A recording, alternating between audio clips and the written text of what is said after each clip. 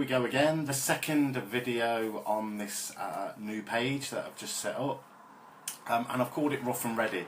The reason that I've called it Rough and Ready is because, if you haven't already guessed, that's how this page is going to be, and I've done that deliberately because that's how life is. You know, I could have done got somebody to come in and a proper film guy and done a polished film.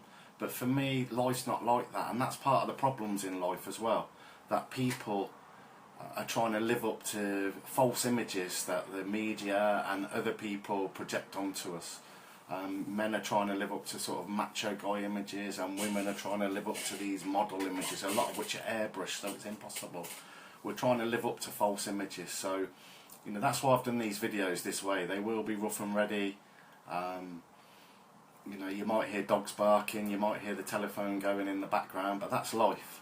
I'm doing this video from home today. I was supposed to be in London delivering a conflict resolution course, which got cancelled, which has given me time to do other things. Been a fairly quiet day today, really. So if you do hear things in the background, I apologise, but that's life. Like I said, that's the way it is. It's rough and ready, and we've got to be rough and ready to go with it. So like I was saying yesterday, the idea behind this site is to help as many people as possible. If you take something from it, brilliant.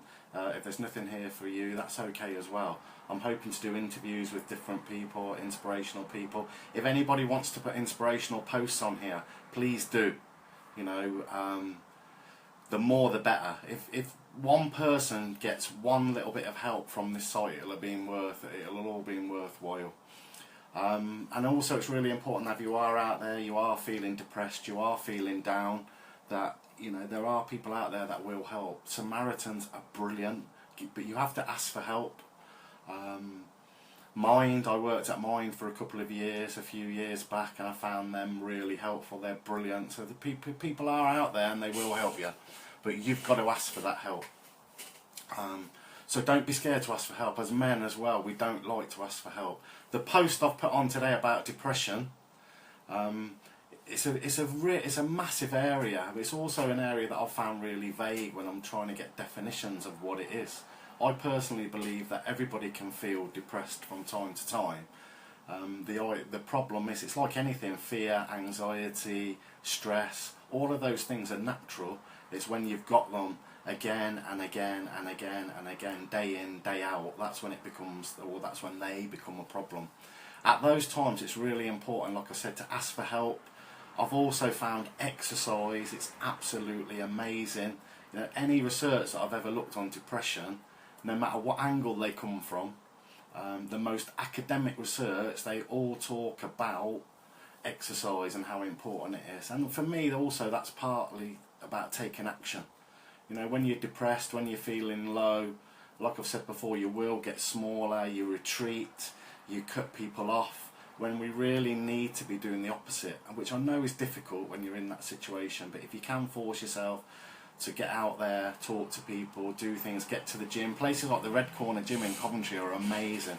Such an inspirational place. Everyone's really friendly in there. But when I've been travelling, even places when I've been in Ireland, my friend Aidan Carroll, he's the same in Ireland, surrounded by fantastic people, a really inspirational guy.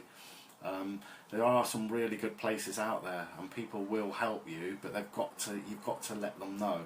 And part of that is by putting yourself out there. I've been looking at some research recently that I found really interesting on depression. It comes from this is a magazine that I get monthly. I don't know if you can see that. I'm a member of the British Association for Counsellors and Psychotherapists, which costs quite a bit of money to be a member of. Actually, you have to be when you work as a therapist. You have to be a member of an organisation.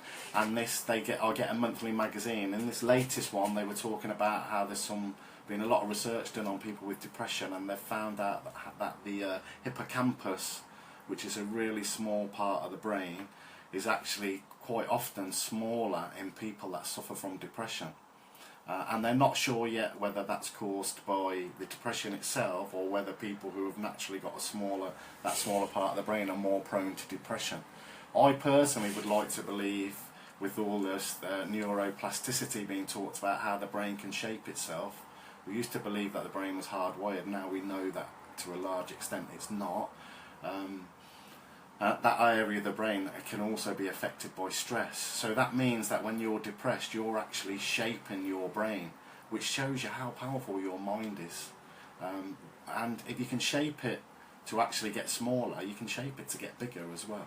So for me, that's really positive news. So we'll keep working on it. We'll keep putting these posts up. Like I said, I'm going to put as much information on this site as possible.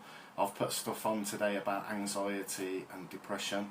We'll look at panic attacks, and we'll also look at ways of overcoming these things as well. So keep watching. I hope you're getting something out of it, and my aim is to put something on here every day, and hopefully we can build up a community here where we all start helping each other, especially when we start doing the men's groups.